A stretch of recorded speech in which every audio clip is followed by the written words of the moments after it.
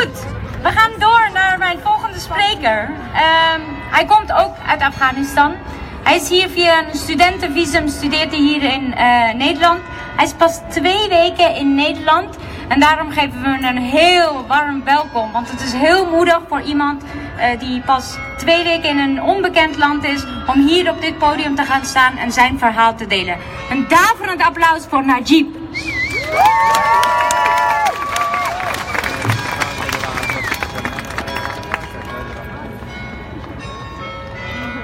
Good afternoon, everyone.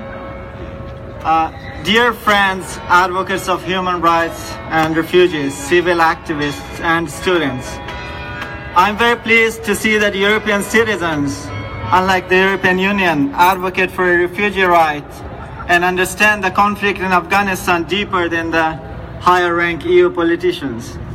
And it's an honor for me to voice my concerns about Afghan refugees in the historic Europe-wide protest against deportation of Afghan refugees.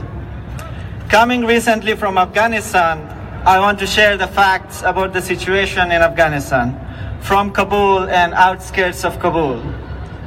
Life in Afghanistan is very different from what Europeans can imagine. Afghans wake up every morning in a country where they are not sure about their life for a second. A life that could end in any second by a rocket fired by the Taliban hitting their house. A suicide bomber exploding in the crowd. A vehicle-based improvised explosive device exploding in rush hours on the road. Or a military airstrike mistakenly targeting civilians. Afghans are targeted from the air and from the soil. About the war on terror in Afghanistan, I want to share some facts. About 104,000 people are killed and more than 50,000 are injured in Afghanistan since 2001. In 2017 alone, for 4 consecutive years, a total of 10,453 civilians have been killed and injured. United States government reports say that Afghan security forces have not yet been capable of securing all of Afghanistan and has lost territory to the insurgency, and that the Taliban will continue to make gains. BBC reports that the Taliban is active and threatens 70% of Afghanistan. More than 20 terrorist groups are active in Afghanistan. The US Army goes from the US Embassy in Kabul, which is 2 kilometers from the airport, in a helicopter because they think Kabul is not secure enough. That is how insecure the country is. I am quoting the Afghan president right now in his recent interview with a television agency. He said, Kabul is under siege. There are 21 terrorist groups operating in Afghanistan and suicide bombers are produced in factories. Hearing these facts, do you think Afghanistan is safe? No. Do you think Afghanistan is safe? No! Anyone with a conscious mind would say that Afghanistan is not safe and refugees should not be deported. I want to state that EU's approach of deporting Afghan refugees by giving 13 billion euros to the Afghan government in 4 years in return of sending back 80,000 Afghan refugees to a supposedly safe Afghanistan is the biggest mistake ever. The Afghan war, which is the main reason behind the refugee crisis, will never end through monetary flow or military interventions. War in Afghanistan has cost $1.07 trillion to the international community. $1.07 trillion. And yet you can see there were 4 terrorist groups back in 2001. Now there are more than 20. So monetary flow will not help. The EU and Afghanistan government deal on deporting Afghan refugees in return of financial aid is an injustice to the refugees who have left a war zone in hope of a brighter future.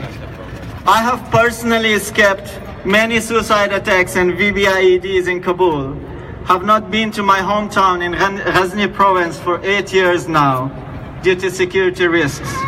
I have seen friends and relatives get killed in suicide attacks, explosions, and during the battles between the insurgency and the Afghan army. Atai, a friend of mine who was 20 years old, who received a Russian scholarship, went to bid farewell to his family in Ghazni province. But on the way he was killed. A bullet came and hit him. He said farewell to his family and friends forever. Khudai, a 14-year-old Afghan's father, was beheaded by IS for no reason. Farhad, a 34-year-old taxi driver, lost his life driving across cobble streets. From my own village, Tabassum, Shukriya Tabassum, a 9-year-old girl, was killed with 6 other family members traveling from her village to another province. Their car was stopped by the insurgents groups and they were beheaded for no reason, or maybe because of their facial figure, narrow eyes and flat nose. Farhad's father in a recent interview said, "The sorrow behind their son's loss is unbearable. I wish I could have found the dead body of my son, but I couldn't, so that at least I could have gone to the cemetery at his grave every week and talked to my son." These stories are one of millions of stories and shows the depth of insecurity and war in Afghanistan. European Union, are you sending back refugees to lead to more bitter stories like this?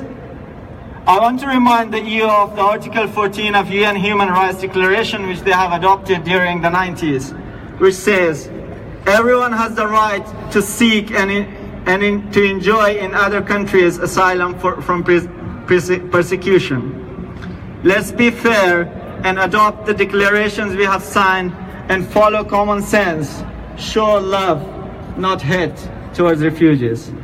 Ladies and gentlemen, all men are created equal, and like Dr. King, I have a dream that one day refugees around the world, no matter from Afghanistan, Syria, Libya, Nigeria, are treated as equal citizens of countries, because people don't seek asylum after going through life-taking risks, entering another country in another continent just for fun.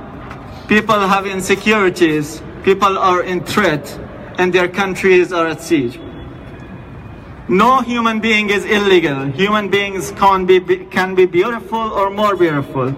They can be fat or skinny. They can be right or wrong, but not illegal. How can human beings be illegal? Refugees didn't escape a place. They had to escape 1,000 memories until they have put enough time and distance between them and their miseries to wait for a better day.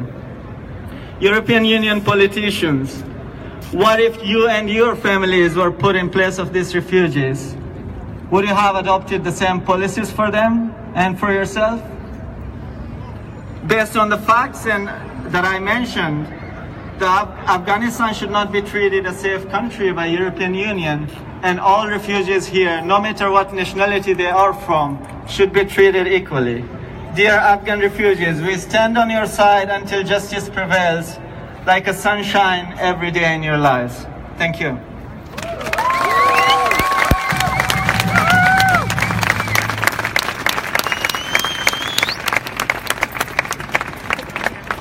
Can I have one more time a big applause for Najib?